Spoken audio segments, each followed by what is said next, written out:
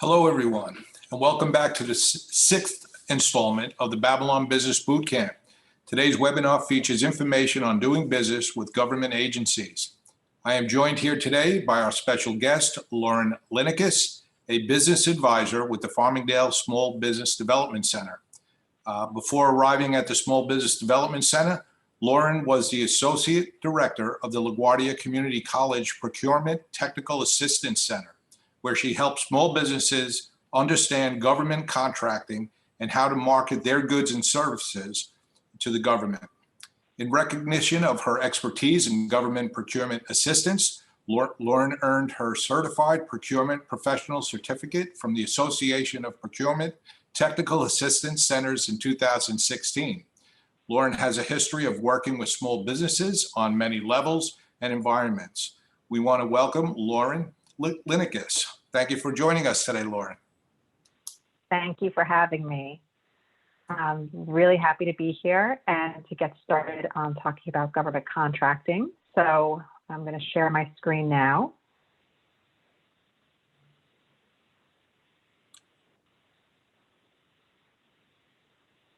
Okay, can you all see? Yes, we can. Okay, great. Okay, so welcome everybody to Government Contracting 101, everything you need to know about to start working with the government. Before we get started and jump right in, I wanted to tell you a little bit about what I do at the Small Business Development Center. The Small Business Development Center provides free and confidential one-on-one business counseling, and it's funded by the Small Business Administration and New York State. So all of our services are completely free of charge.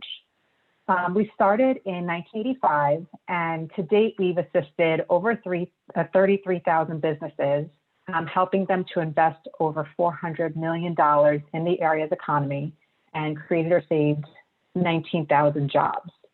And I just want to point out that since COVID-19 started here in March 2020, our center has assisted over 1,600 businesses with accessing grants or loans that were over $37 million. We're really committed to the small business community here. We have 23 centers around New York State. So if you are in New York and you would like to meet the Small Business Development Center, you can probably find one that's very close to you, as there's 23 around this. If you're outside of New York, there's chances are there is a Small Business Development Center near you. So I would encourage you to Google Small Business Development Center in your area and see what comes up, or you could always contact me and I can connect you to the Small Business Development Center closest to you. And my contact information will be at the end of the presentation. So like I said, we are free and we help with any type of question you have, whether you're starting a business or you already have an established business. We help with business plans, startup questions, government procurement, MWBE certification, product development, cost analysis, loan information, export services, disaster planning, and marketing plans. So if you have any questions, you are more than welcome to reach out to us and we can connect you to the right resources. Okay, so today I just wanted to lay out exactly what we're going to be talking about. So you're going to, by the end of the presentation, you're going to understand if you're ready to work with federal and local governments. You'll understand the steps that you need to take to prepare to work with the government. You'll understand if you're eligible for certain certifications. You'll understand where to look for opportunities, and you'll have a better understanding of how to respond to solicitations. So first of all, let's talk about why businesses are interested in government contracting in general.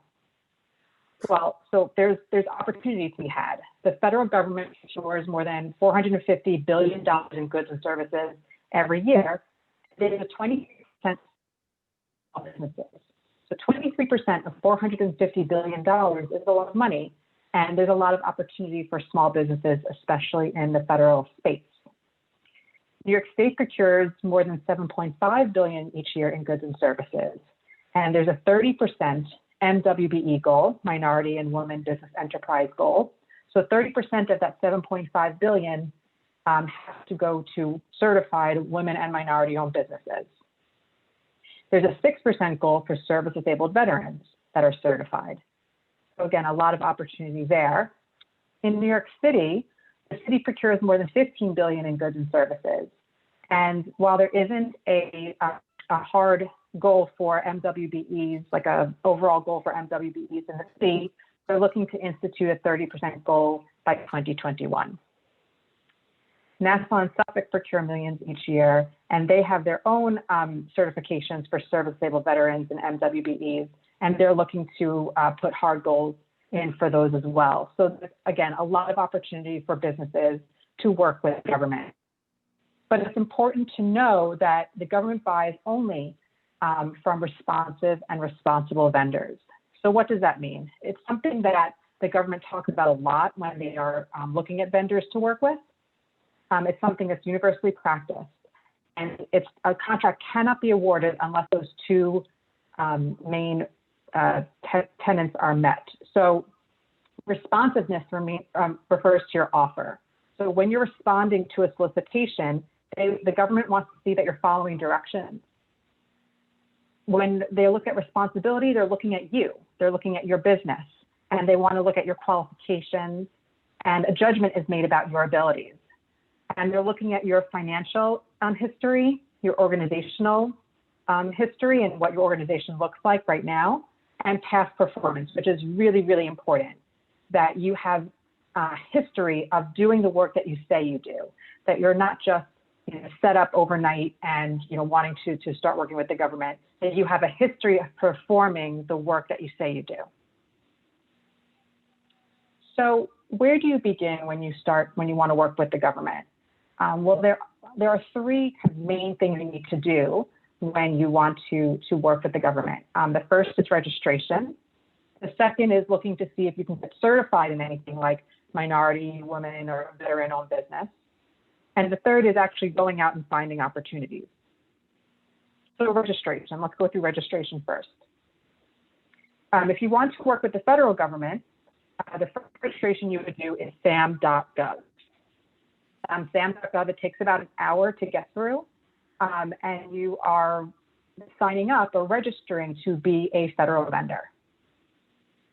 New York State doesn't have a registration process for vendors that are looking to do business with the state, so that's something you don't have to worry about. But to make up for it, New York City has two registrations that you need to complete. The first is PIP, which is kind of like a basic, name, address, basic information about your business. While Passport, which is the second one, is a little bit more in depth. It's more like a background check on your business and the business owners, where you have to answer a bunch of disclosures. You have to upload an EEO statement saying you don't discriminate when you hire. So it is a bit more involved. So budget time for that. And then each county, Nassau and Suffolk, has their own registration process. So these are the first things that you'll need to do if you want to start working with the government. So the federal portal, where you would actually start looking for opportunities, is beta.sam.gov. So this is where you would go to kind of see what contracts are out there right now. All federal opportunities above 25,000 are on beta.sam.gov.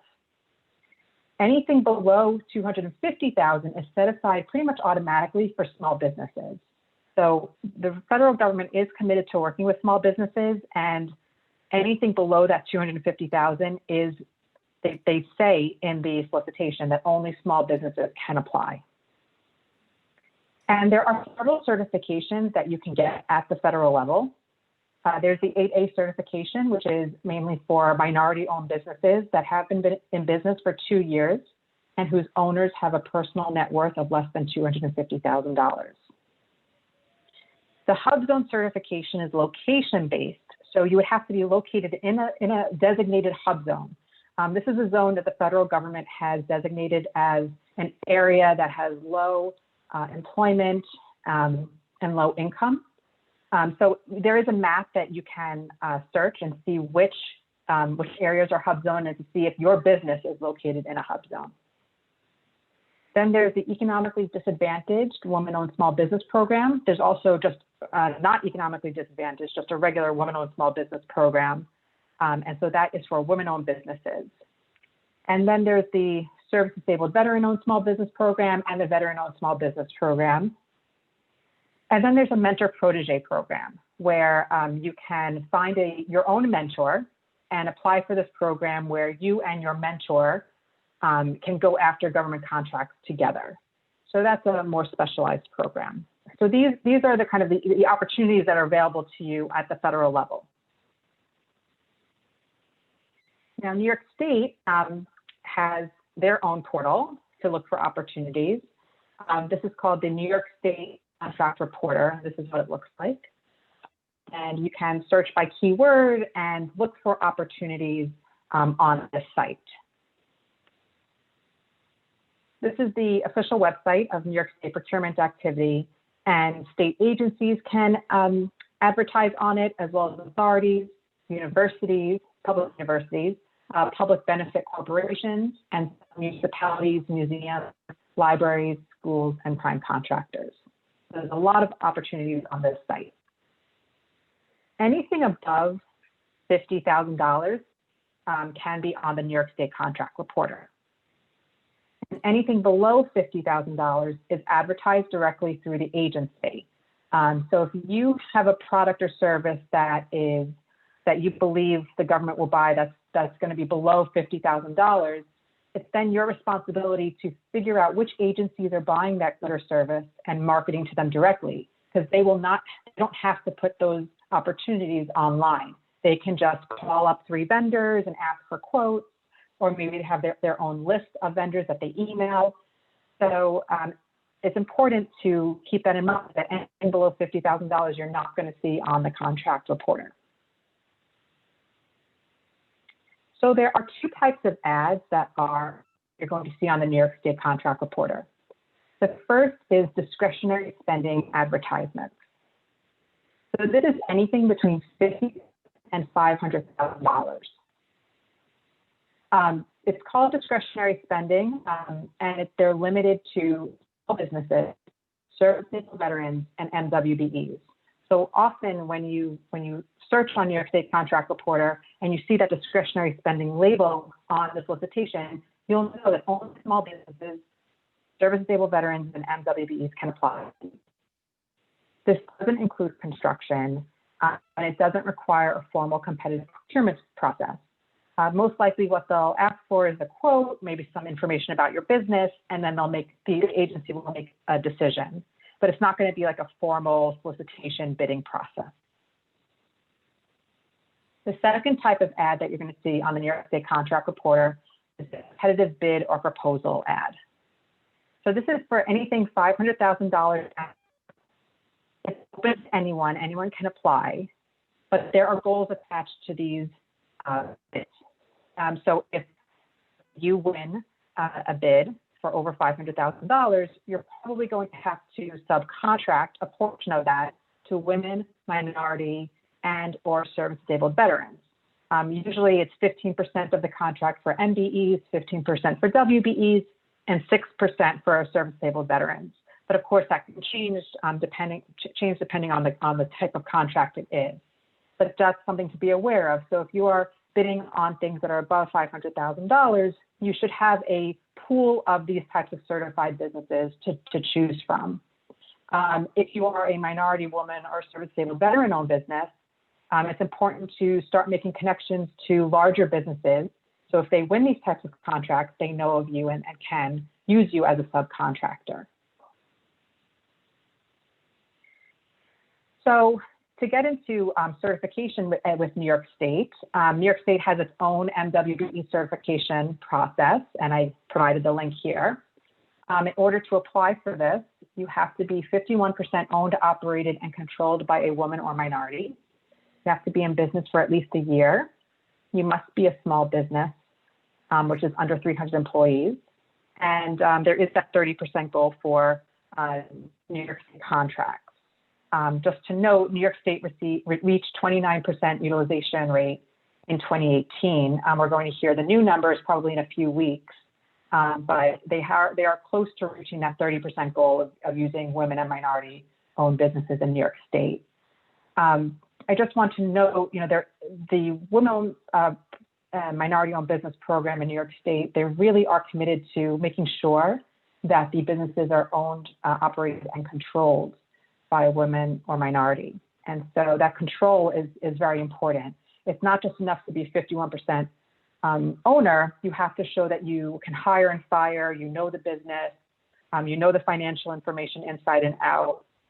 And so just to keep that in mind, that it's not just the 51% ownership that is important with the certification, but also that you are a controlling, that you are the final decision-making authority in the business. There also is the Service-Disabled Veteran-Owned Business Certification with New York State. I provided the link here. It's a paper-based application rather than an online application like the MWBE certification. The Service-Disabled Veteran certification is paper-based. And very similar that the service-disabled veteran must own at least 51% of the business and must operate and control the business. So that control, again, very important. And as I mentioned before, there is that 6% utilization for New York State. Now, New York City has their own website where they list where their procurements are found. So New York City uses the city record. And so they have a more complicated kind of breakdown of how they purchase. So anything under 20,000 is a simple transaction between the agency and the business. There's no formal advertising required. So if you have a product or service that is less than 20,000, that's something important to know, that you will not be seeing anything online. You have to make direct connections with the agencies. Anything between 20,000 and 500,000, the agency can get 3 quotes from the business community with a preference for MWBEs. And it's awarded to the most responsive and responsible bidder. So again, it's important to note that if you have that product or service that you think is between those amounts, you need to make those connections with the agencies. Anything above 500,000 is publicly advertised on city record. And so there's competitive sealed bids, which are used for goods, constructions, and standard services, and competitive sealed proposals, which are used for human and professional services.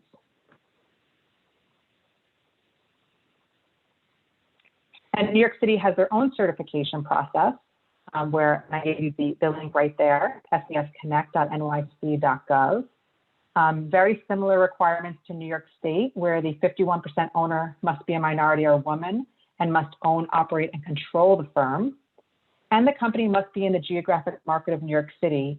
That does include the suburbs of New York City, Nassau, and Suffolk. So if you're located in Nassau and Suffolk, you can absolutely apply for the New York City certification.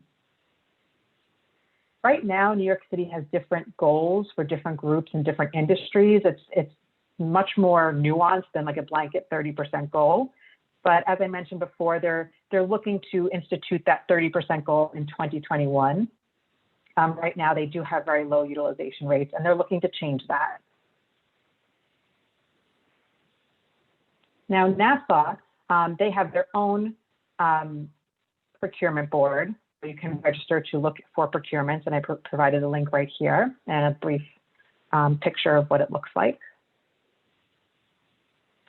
And so just to get a sense of their rules, anything under $500 does not require competitive bids. The agency only has to get 1 quote. Anything between $500 and $2,999 requires 3 informal competitive bids, and it can be verbal. While anything between $3,000 and $9,999 requires 3 informal competitive bids, which are written. Purchases 10,000 and above require a formal sealed bid. So this is something you're going to find online where you have to respond to it, and it's a little bit more formal. It's sent to at least 3 bidders, but it's also published online and advertised in Newsday.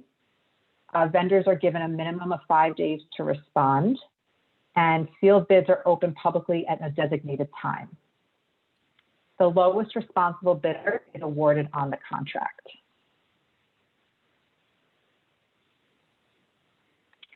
And so NASA has their own certification process as well, their own MWBE certification. And you could find it here. It is paper as well. They don't have hard goals right now for minority and women-owned businesses, but that may change in the future. They're looking to change that.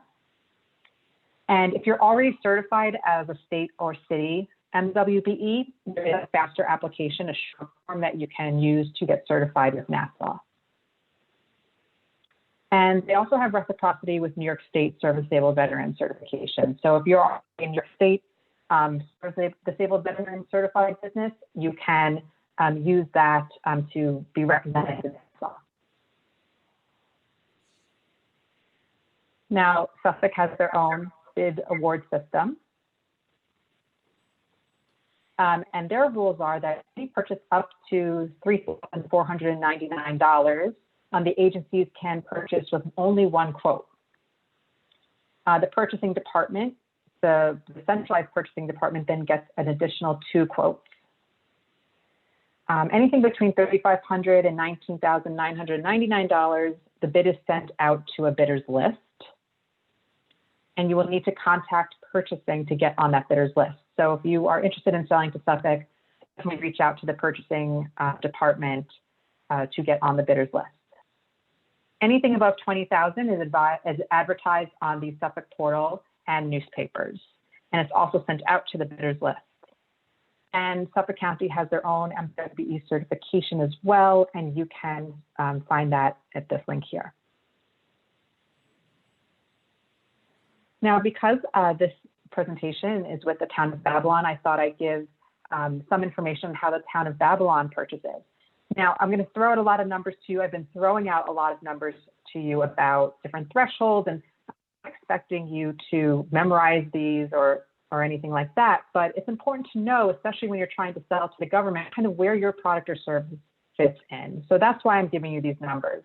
But again, you're not expected to memorize these, but just kind of understand more generally how the counties, the state, the city, the towns, how they're purchasing your goods or services.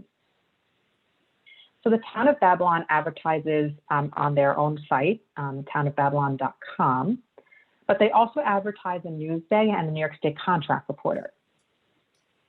Each department maintains a bidder's list of potential businesses with whom to work. So it's very important that you reach out to each department to get on their bidder's list.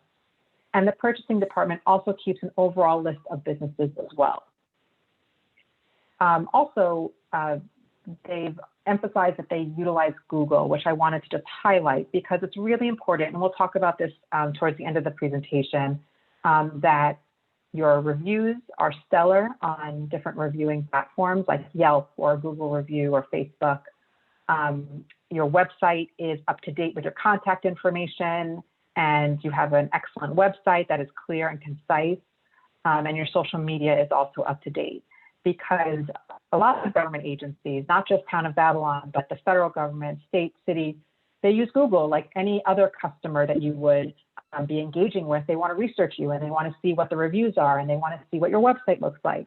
So it's very important that you keep all of your social media and website and anything online up to date and stellar. So if you sell materials or supplies, and the contract is less than $5,000, the town of Babylon only has to get one quote.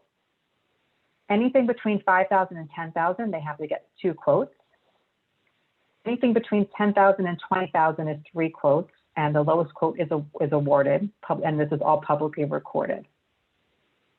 Public work contracts between $20,000 and $30,000, they need at least 3 quotes. For professional services, anything less than $25,000, they just need 1 quote. And anything between $25,000 and $100,000, they need 3 quotes. And price is the most important evaluation factor for the town of Babylon. So sealed bids and competitive proposals are used when those purchasing thresholds are exceeded. So that's when the formal bidding process happens. Sealed bids are mostly used for construction and materials.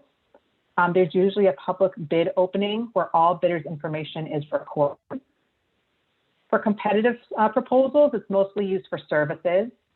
And price is an evaluation factor, but not the most important factor for services. Construction contracts, they use prevailing wage, which is an hourly pay rate that's been determined by the New York State Department of Labor. The construction firm that's awarded the contract must be bonded and insured. And if the contract is over $250,000, the awardee needs to be a participant of a qualified apprenticeship program. So that's important to note if you are in construction and want to do business with the town of Babylon.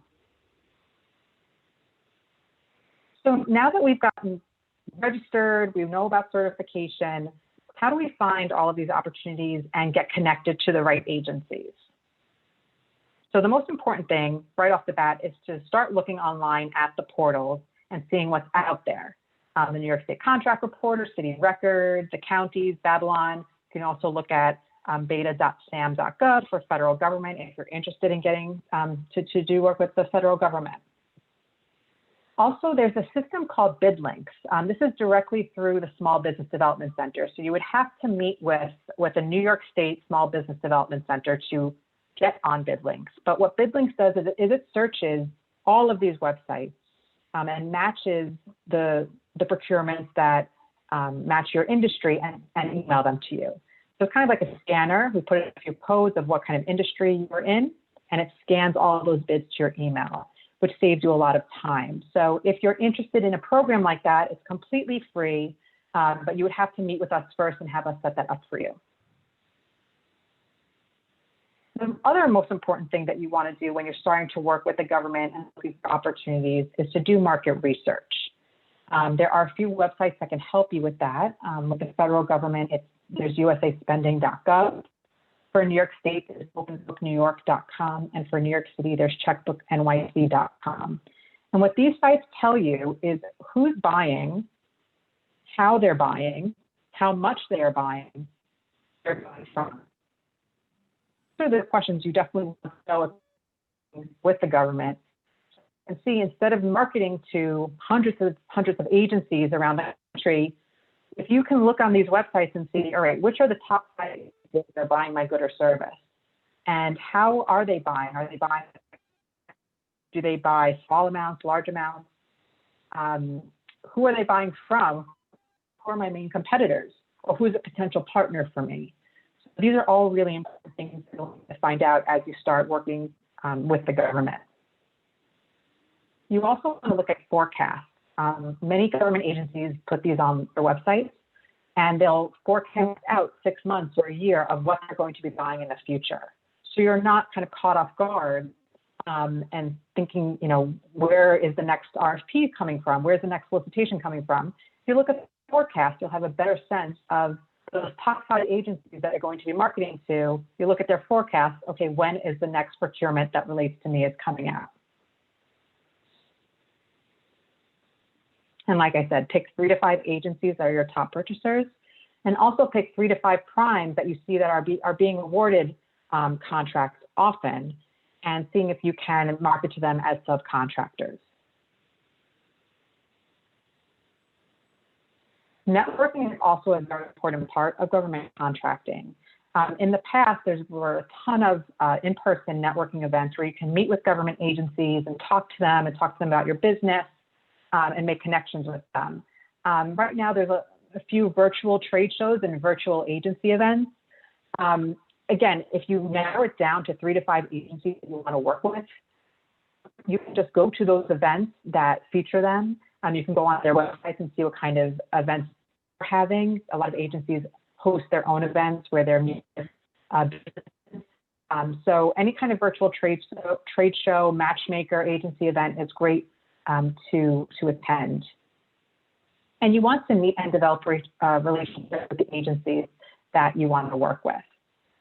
Also, by talking to the agency, you'll get a better sense of where they're coming from, what problems they are facing, and really get an idea of how you can solve their problems. So it's a great idea to just use this as business intelligence as you're talking to them. And it's always great to ask for a capability briefing. Pretty much it's an introductory meeting where you're going to walk them through your capabilities, how you to help their agency. So it's usually 15 to 30 minutes where you have the ability to just meet with them one-on-one. So very important to do that. And all of this research could lead to discretionary spending and or competitive advantage. We talked a lot about discretionary spending, which is that which are those purchases that are lower amounts, where the agency doesn't have to go out formally to bid. They can call a few businesses, email a few businesses, and get some quotes. And so it's really important. I'm listing the thresholds here, as we talked about. New York State, this is anything below 50,000. New York City, anything below 500,000. Anything below 500 for Nassau, or below 3,500 for Suffolk, below 20,000 for Babylon. So all of these numbers mean anything below that, the agency does not have to go out publicly. They can just call up businesses that have a list. And so that's why it's very important to network with the agencies that you want to work with. If they have you in their mind, they know who you are. If they want contact, they can do so easily. And contracting officer cannot contact you if they're not aware of you. So again, very important to them and market to them. Marketing materials that you should always have when you are working with the government. We touched a little bit about a little on this a few minutes ago, but website with your contact information, pictures, and services. The domain should be your business name or anything you can get as close to it. And you can have a dedicated government section, like a tab that says government, and put your business information, your registrations, your certifications, and your core services. Social media is so important nowadays. So use social media to showcase your work and get reviews. So Google, Facebook, Houzz, Home Advisor, all of these things are Googleable, and a government agency can look at these and determine if you are not. Newsletters and targeted campaigns. So if you have the contact information for government agencies you want to work with, you can update them on the type of work that you're doing, or if you've expanded your services, or you recently got certified. Most government agencies have the capability statement. This is a one-page document on your business, your core services. It lists your certifications, where you're registered, and all the information that the government will want to know on one page. So you can Google that, and you'll see different types of capability statements, but they all pretty much look the same. So before we end, I just wanted to quickly go over what to do when you find a solicitation you want to respond to. Probably the most popular question that I get is there a template to respond to requests for proposals or solicitations? And there isn't. Every solicitation is different. They ask for different things. They ask different information from you. They ask you to format it differently. Every RFP, every solicitation is so different. So there isn't a template that I can say, if you use this, you'll be fine. The most important thing is to read the solicitation. So I recommend reading the solicitation 3 times. Once you see something that you're interested in, read it 3 times to determine 3 things. A go or no-go decision. Does this solicitation ask for my core capabilities?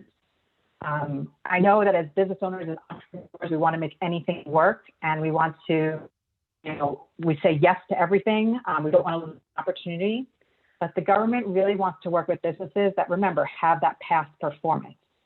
So does the solicitation ask for those core capabilities, have performance? Is there enough time to apply? Do you have enough time to put together a strong proposal? Do you meet the minimum requirements? Sometimes an RFP will ask for a certain amount of years of experience. So if it asks for 5 years of experience as a minimum qualification and you only have 2, you're going to be disqualified right off the bat. So you shouldn't waste your time applying. Again, looking at those minimum requirements. And can you be responsive and responsible? Are you considered to be a responsive and responsible bidder on that project? So that's the first thing when you're reading through. The second time, let's say you decide, all right, this is a go for me. The second thing you're going to, when you read, is you're going to look at the technical aspects of the work. Are you able to do 100% of the work, or do you need to subcontract? And if you need to subcontract, do you have a pool of vendors that you can subcontract to? And then the third time you read the RFP, you want to understand how to apply.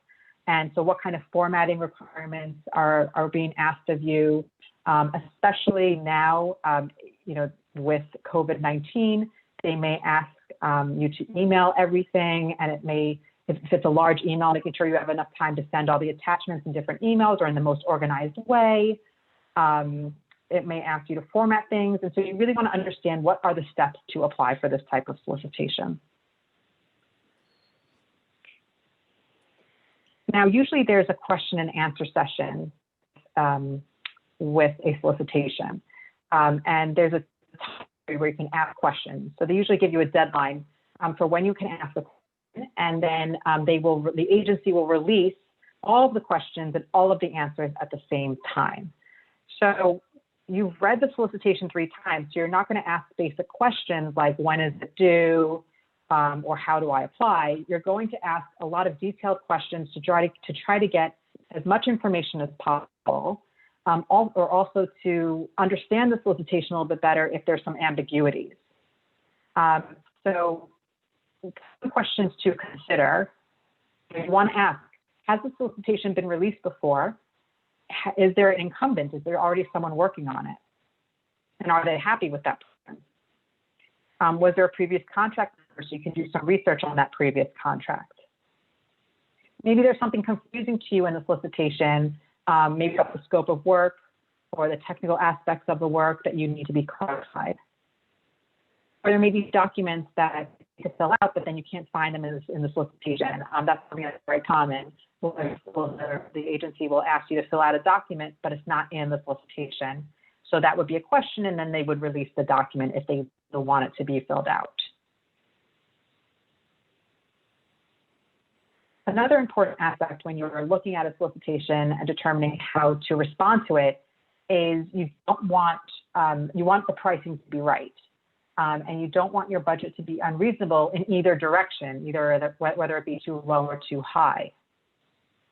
The government is diverse. They want to work with established businesses that have experience and also want to work with businesses whose pricing they think is fair. And so if they see a price that's unreasonably low, they can justify rejecting it because they'll be afraid that you're not going to be able to complete the work because it'll bankrupt your business. They don't want to see you fail halfway through. They are responsible for the tax to the taxpayers. And so if you're really high, they also can justify rejecting it. So that's where your research really comes into play. Make sure, looking internally that your pricing includes all the costs, including overhead and insurance. You really want to understand if you're competitive, looking at your different businesses that are doing government contracting in your industry and what they've been awarded and how they've priced. And you can do this by looking at past contracts. If you have a contract number of a past contract, you can submit a FOIA or a FOIL, show you how they're priced. You would submit it to the agency that awarded the contract. And just in general, collecting intelligence, knowing about your industry, and knowing where the pricing is at so that you can be the most competitive. You also very much want to follow the rules. The government they have to follow a certain set of rules, and they need to make sure that you're going to be following those set of rules, because if you don't follow the rules, they can justify rejecting you. So follow all formatting requirements. If there are little to no formatting requirements, you want to try to mirror as much as possible the RFP, what the RFP looks like. So it's easy for the evaluator to read and score. Always have a table of contents and use tabs if necessary. Make it very easy for the government for the agency to read. Imagine that they're reading 20 proposals and they have a deadline in 2 hours. Make the information easy for them to get to, and make it easy for them to want to award you the contract by not being unclear or being too wordy. Just be concise and organized. And if they are looking to weed out, businesses, they can look to anything to really disqualify you if you don't. But specifically, disqualifying actions include a late submission. But 2 p.m. on Friday and you submit it at 2:01, qualified. Formatted correctly. I think solicitations where they ask for enrollment, 12-point font, 1.5 spacing, if you don't follow those rules, you can be disqualified. If your response is incomplete, or if your proposal is not organized or poorly written, or if they ask for past performance, let's say in janitorial services, but you provide it for construction, you're not providing them the past performance records that they're looking for, or you're just repeating what they need, but not discussing how you actually complete the project. These are all things that can disqualify you. You understand the evaluation criteria. Every solicitation will have this, where they'll tell you how you will be graded, how your proposal will be graded.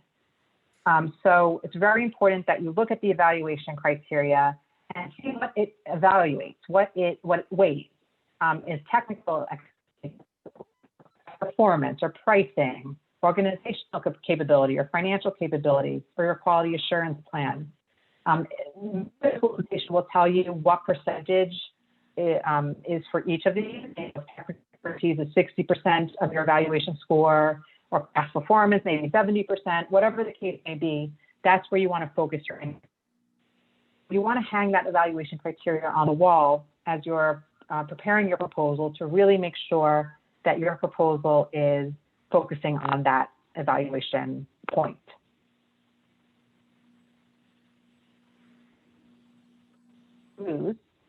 Whether you decide to go through applying for a solicitation and you submit your proposal, win or lose, you should always ask for a debriefing.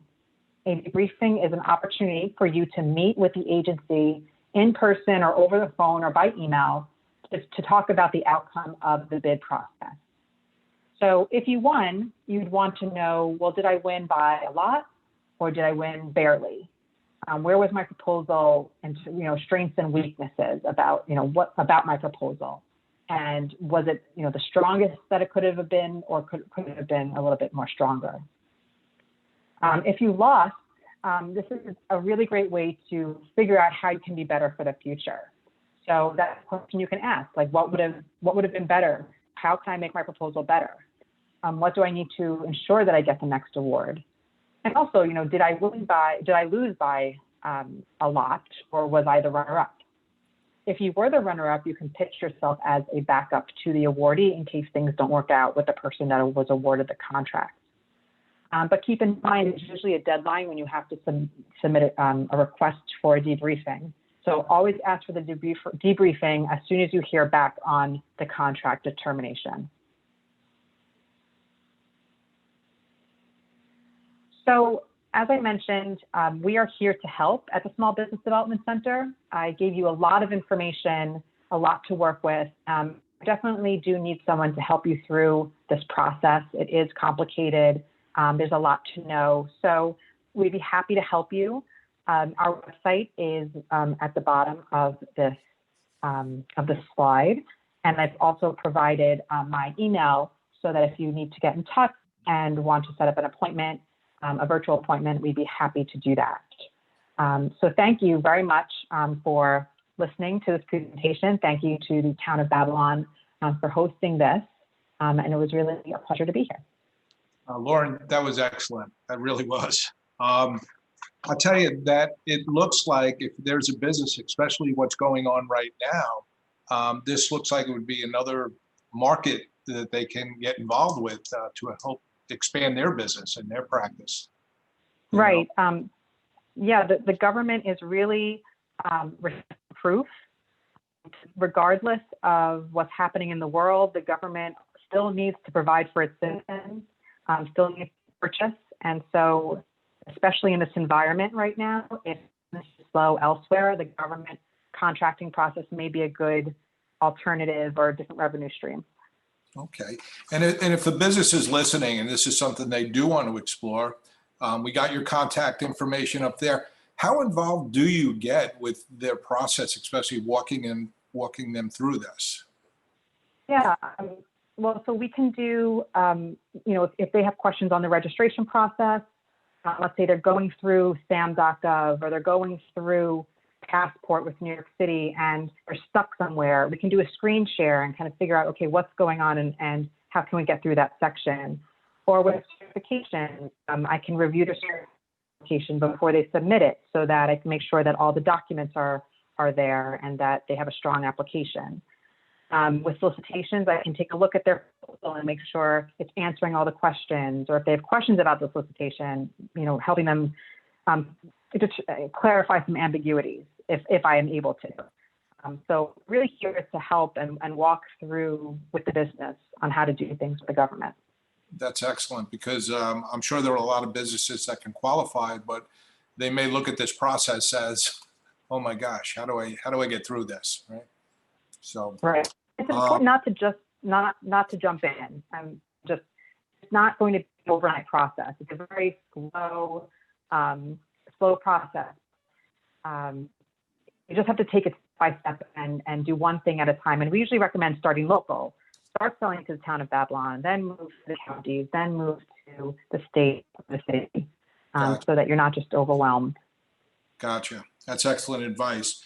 Well, again, we want to thank you. That was really, really informative. And I'm sure you're going to help somebody just with that presentation. We want to remind everyone to please stay connected. We've been doing this since August. We want to thank Erica Chase and the Small Business Development Center at Farmingdale for their involvement and partnering with us. And because of that, we had the opportunity again with Lauren Linekas, business advisor today. But every Tuesday, BabylonIsBack.com is our website. We have a library of videos that we've done with Farmingdale. It's been tremendous, and there are many topics that can help you. Up on the screen right now is next week. We have Sometimes You Win, Sometimes You Learn, Overcoming Adversity, Christina Logia from Farmingdale. And then the following week, we'll get How to Increase Revenue. Again, that will be with Rob Fishman from Sandler Training. So again, Lauren, thank you so much. It was a great job today. And we look forward to speaking, like we said before, speaking with you again in the future and bringing you back. And again, thank you so much.